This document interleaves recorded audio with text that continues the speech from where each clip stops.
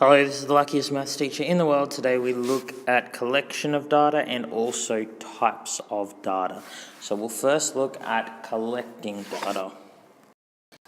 So for the collection of data part, we just need to know about these definitions. So the first definition, survey, is what you're actually doing. That's the actual collection of data, and it can be about anything. It can be about people's eye colour, it can be their country of birth, how many times a week they exercise, whatever. That's just the actual data that you're gathering. So the next two, population and sample, they refer to the people from whom you're actually collecting data. So population is everyone in the group and sample means a subset of that. So let's say, for example, that I want to create a survey and I'm going to ask year 11 boys in the ACT how many times per week they go to the gym. So this is my survey. Asking them, collecting data about how many times per week they go to the gym, that's my actual survey. So this is my population here, year 11 boys in the ACT. Every single boy in the ACT who's in year 11 is part of this population. So that's the population. But, of course, there are a lot of year 11 boys in the ACT. I might not want to ask every single one of them. That would be crazy. That would take such a long time. So instead of asking all of them, I might just ask some of them. And those who I actually ask would be a sample. So I may choose just to ask year 11 boys at Marist how many times a week they go to the gym. So I'm not asking all of the people in the population. So this is my sample, year 11 boys at Marist. Now, the next definition is bias. So that's when there's something wrong with your sample. So, for example, asking just year 11 boys at Marist, that may be a biased sample because perhaps they go to the gym more often than other boys because we have a gym right here at school. So if I just ask year 11 boys at Marist, I might get an overestimation of how many times a week boys go to the gym because I might just be asking a whole lot of boys who go to the gym a lot. Perhaps at other schools, they don't go to the gym as much. So it's best to, when you're doing a survey, to have a random sample. So where I don't just pick boys who go to Marist, I randomly pick year 11 boys in the ACT and I ask, maybe 100, maybe 1,000, whatever. I just ask a sample of those boys, but it's a random sample if I'm not actually choosing any year 11 boys in the ACT in particular. Every year 11 boy in the ACT must have an equal chance of being picked to be part of the survey, or it's not a random sample. So they're the definitions for collection of data. We just need to also know a bit about asking questions in a survey.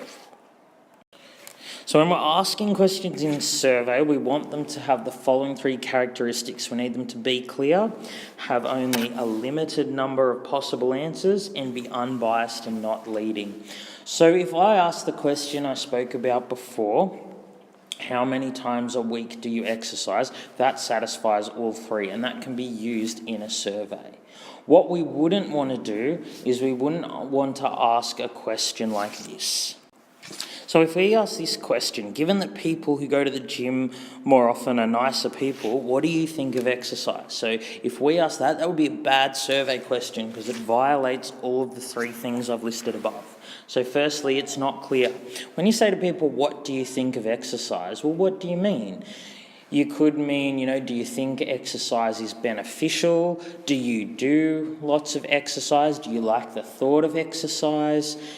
Some people would consider, a walk around the mall exercise. Some people would consider, playing rigorous sport. You have to do that to be performing exercise. So that isn't a very clear question at all. When you say, what do you think of exercise?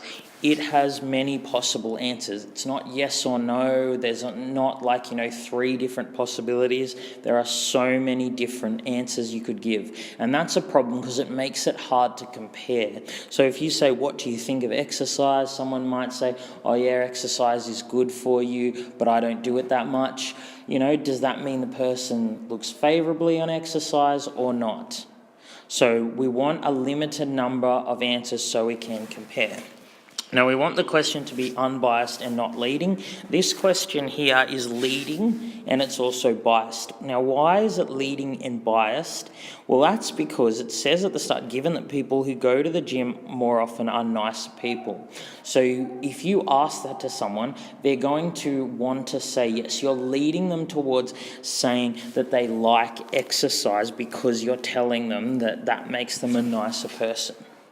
We don't want survey questions to fall into any of these traps because then our data will be biased and it won't be reliable. So we need to ask clear questions that have a small number of possible answers and they're definitely not biased. All right, let's look now at types of data. So when we're talking about data, we're talking about the information you receive from a survey. So in the previous example, I was asking how many times a week do you exercise? What people say back to me, that is the data that I have. So there are 2 main types of data. So the first one is called categorical. It's also called qualitative. So categorical data is about words and categories.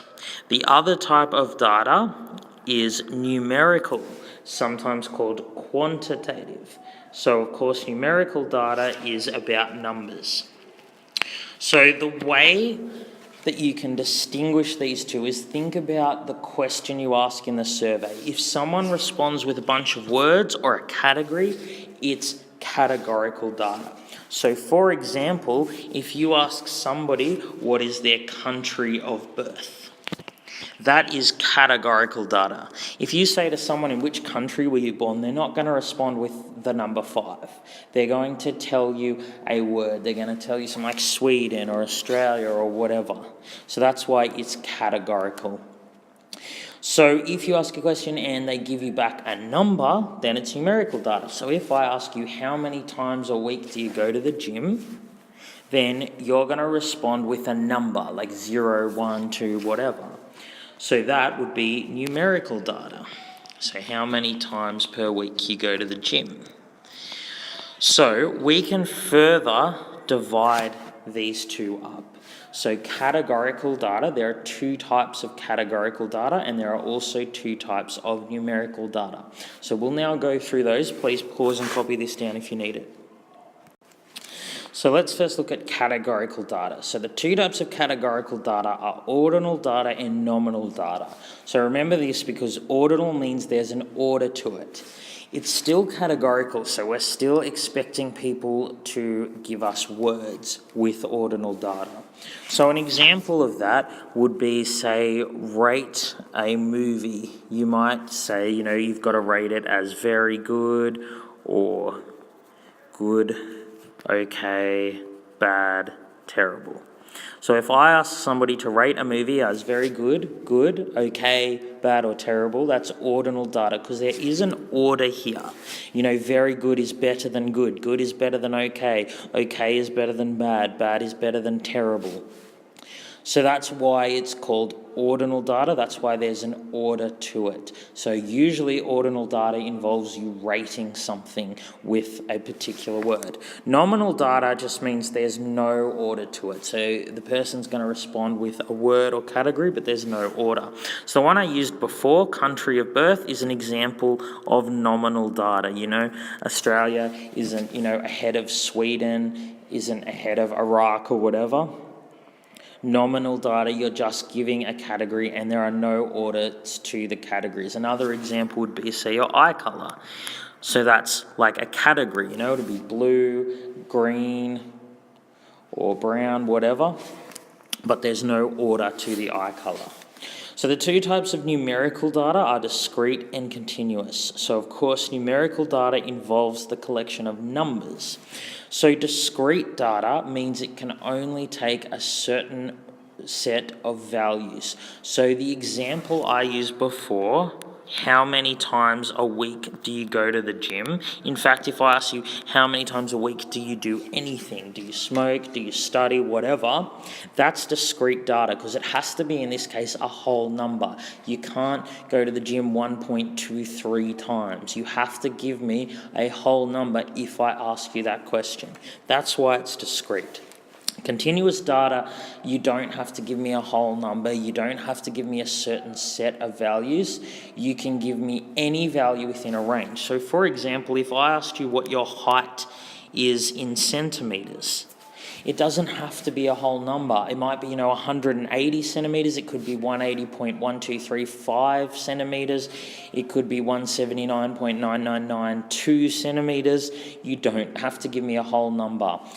So if I ask people for their height, it could be, anywhere between, for say year 11 boys, probably be between 160 and 190 centimeters, but it can take any value within that range. It doesn't have to be a whole number. Your height doesn't need to be a whole number. So that's the difference between the four types of data. Please make sure you know this. Other than that, this has been the luckiest maths teacher in the world. Have a great day.